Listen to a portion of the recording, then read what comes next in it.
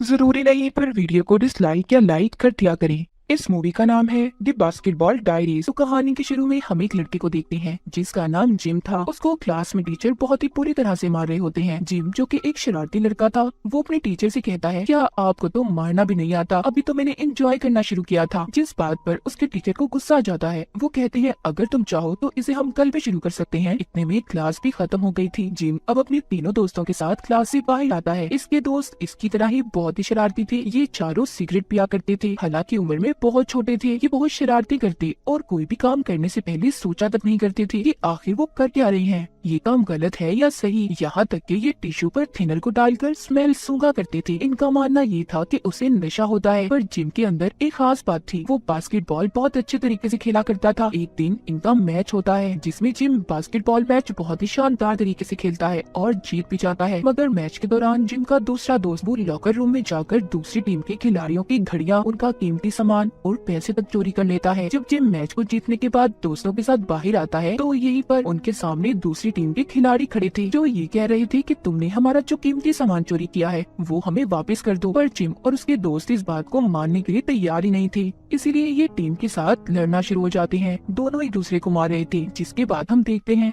Gym hospital में अपने एक दोस्त से मिलने जाता है जिसको ब्लड कैंसर था। जिम का ये दोस्त जब 6 साल का था, जब से इनकी बहुत अच्छी दोस्ती थी। जिम का दोस्त भी ये जानता था कि वो बहुत अच्छा बास्केटबॉल प्लेयर है। मगर 2 साल पहले जिम के दोस्त को पता चला कि वो बीमार है। जिम दिल से चाहता था कि उसका दोस्त ठीक हो जाए क्योंकि ये उसे दुनिया में अपना सबसे करीबी मानता था। जिम उसे घुमाने बाहर लेकर जाता है मगर उसे ये बिल्कुल भी अच्छा नहीं लगता। इसीलिए जिम उसे वापस से हॉस्पिटल छोड़कर अपने घर आ जाता है। जिम ज्यादातर अपना वक्त स्कूल के 3 दोस्तों के साथ रहकर गुजारा करता था। उसके पास बास्केटबॉल के साथ साथ एक और महारत थी, वो थी उसकी राइटिंग। जब भी जिम के दिमाग में कोई ख्याल आता, कोई पोयम, तो वो उसे अपनी डायरी में लिख लिया करता था। उधर जिम का दोस्त जो हॉस्पिटल में बीमार था वो भी कुछ दिन बाद मर जाता है। जिम जब उसे देखने जाता है जिसकी हालत बहुत बुरी थी, वो अपनी बीमारी से ढांचे में बदल गया था। जिम उसकी ऐसी हालत देखकर बहुत रोता है। उसकी मौत के बाद इसे कुछ समझ नहीं आता कि वो अब अपनी जिंदगी में क्या करे। जिम अपने स्कूल के दोस्तों के साथ जब फिल्म देखकर आ रहा था तो भी वो बहुत दुखी था। वो बस अपने दोस्त की मौत के बारे में ही सोच रहा था। इसीलिए वो अपने दोस्तों को छोड़कर एक बेसमेंट में जाता है जहाँ पर कुछ लोग बैठे हीरोइन का नशा कर रहे थे। जिम वहाँ पर पहली बार उनसे इंजेक्शन लेकर खुद को लगा लेता है और उसे लगाने के बाद तो जिम का जैसे दुख, दर्द सब कुछ खत्म हो गया था। वो एक अलग ही दुनिया में पहुंच गया था। और जब ये अपने घर आता है, इसकी मॉम इसकी ऐसी हालत देखकर बहुत ज्यादा परेशान होती है।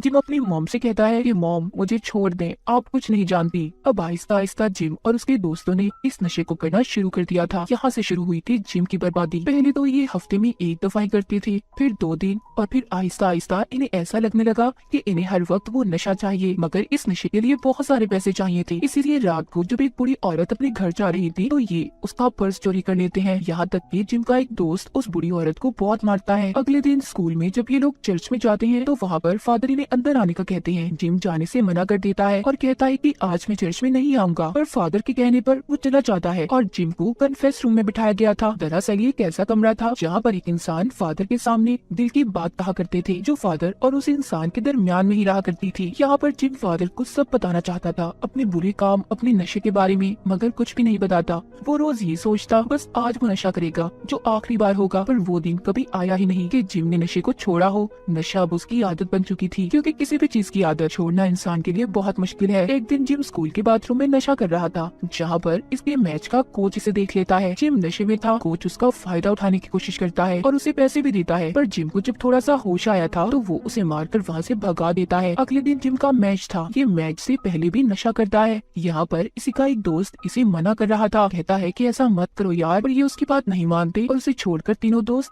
नशे की गोलियां ले लेते हैं।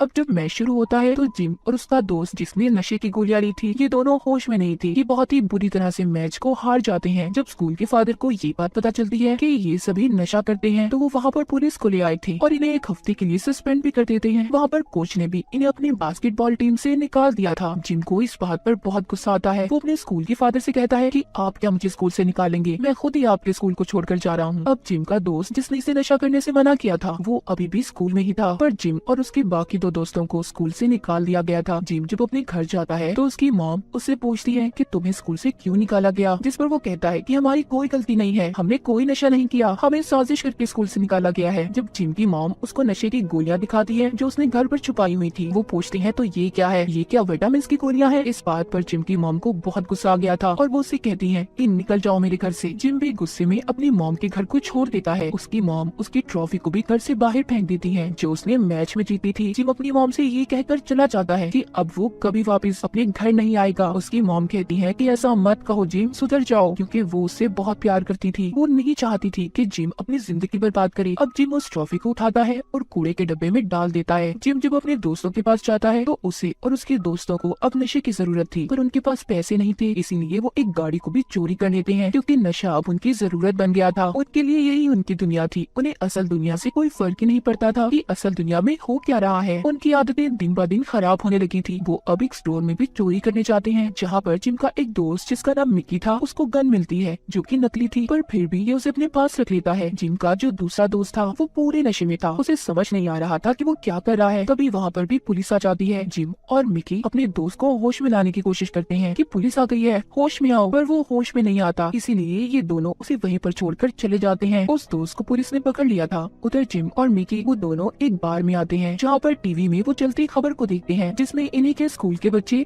जो कि अब मैच में आगे जाने के लिए सिलेक्ट हो गए थे, उन्होंने अपने मॉम डैड के सर को फखर से बुलंद कर दिया था। जब जिम और मिकी इस खबर को देखते हैं तो उदास हो जाते हैं क्योंकि ये कभी इनका भी ख्वाब हुआ करता था। जिम अब अपनी मॉम के पास जाता है मगर वो चुप कर अपनी मॉम को देख रहा था क्योंकि उसके अंदर हिम्मत ही नहीं थी कि जिंदगी में इतनी गलतियां करने के बाद ये अपनी मॉम का सामना कर सके। इसलिए दोबारा से ये उसी जगह पर आ जाता है जहाँ पर ये नशा किया करता था। तभी वहाँ पर एक आदमी आता है जो जिम को बहुत मार रहा था क्योंकि जिम ने उसकी दोस्त को नशा दिया था जिससे उसकी मौत होने वाली थी। जिम उस आदमी से कहता है कि इसमें मेरी क्या गलती थी, तुम्हारी दोस्त ने उस नशे को हजम नहीं किया। पर वो आदमी उसे बहुत मारता है और सीढ़ियों से भी नीचे गिरा देता है। जिम के दिमाग ने अब काम करना भी बंद कर दिया था। उसको अलग अलग तरह से हेलुसिनेट होना शुरू हो जाता है। कभी उसे नजर आता है कि वो बास्केटबॉल खेल रहा है जिसके नेट में आग लगी हुई है, लेकिन ये सब उसका सिर्फ ख्याल था। वो आदमी उसे मारकर बर्फ के ऊपर गिरा गया था। तभी यहाँ पर एक और आदमी आता है जिसका नाम रेगी था। जिम जब नशा नहीं करता था तो रेगी इसके साथ बास्केटबॉल प्रैक्टिस किया करता था। उसे ये बात पता थी कि जिम एक बहुत अच्छा प्लेयर है, इसीलिए ये उसे उठाकर अपने घर ले जाता है। जब जिम को होश आता है तो वो रेगी के घर से जाना चाहता था। जब वो अपनी कोट की जेब को चेक करता है तो उसमें उसकी नशे की दवाई नहीं थी। जिम उस आदमी से कहता है कि तुम मेरे नशे की दवाई मुझे दे दो, पर वो कहता है नहीं, मैं ऐसे तुम्हें तुम्हारी जिंदगी बर्बाद करने नहीं दे सकता। वो उसी के सामने उसकी नशे की दवाई को पानी में फ्लैश कर देता है। जिम को उस पर गुस्सा आ रहा था। वो अपने कंट्रोल से बाहर हो जाता है और रेगी से कहता है कि तुमने मेरे नशे को जाया किया, अब तुम मुझे इसके पैसे दोगे। पर रेगी उसे पकड़ लेता है और कहता है कि तुम यहाँ से अब कहीं नहीं जाओगे जब तक तुम खुद पर कंट्रोल ना कर लो। उसके कमरे के आगे पहरेदारों की तरह बैठ जाता है। नशा ना करने की वजह से जिम की हालत बहुत ज्यादा खराब थी, मगर अब आहिस्ता आहिस्ता वो नॉर्मल हो रहा था। जब सुबह होती है तो रेगी उससे कहता है कि मैं अपने काम पर जा रहा हूँ, तुम यहीं पर रहना। रेगी के जाने के बाद जिम खुद पर कंट्रोल करने की कोशिश करता है पर नहीं कर पाता। उसे एक बार फिर पूरी दुनिया घूमती नजर आ रही थी।